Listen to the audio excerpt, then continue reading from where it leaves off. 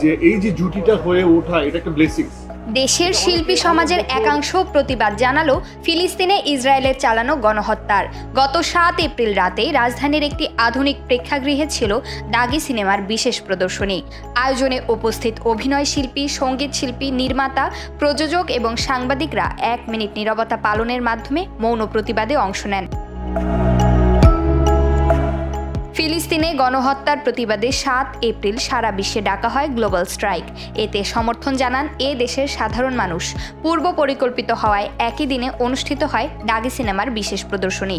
তবে শিল্পী ও সাংবাদিক সমাজের একাংশ সেই প্রতিবাদকে সমর্থন করতে ভোলেননি।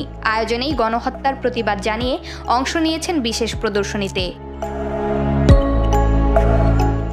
আয়োজনে উপস্থিত ছিলেন দাগি সিনেমার প্রযোজনা প্রতিষ্ঠান SBF আলফা আই এন্টারটেইনমেন্ট লিমিটেডের চেয়ারম্যান মহেন্দ্র সোনি, ব্যবস্থাপনা পরিচালক শাহরিয়ার শাকিল, সিনেমার সহ প্রযোজনা প্রতিষ্ঠান চরকির CEO রেদওয়ান রনি, নির্মাতা শিহাব শাহিন, নায়ক নায়িকা আরফান নিশো ও তমা মির্জা, সাংবাদিক সাহিত্যিক সাজ্জাদ শরীফ, আনিসুল হক।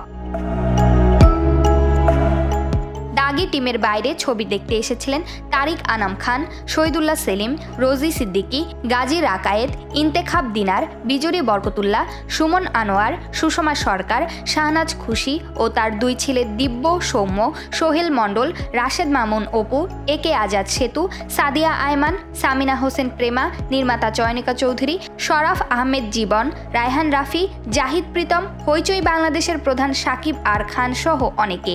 সঙ্গীত শিল্পী সাজিদ সরকার, মাশা ইসলামও শামিল ছিলেন প্রতিবাদে।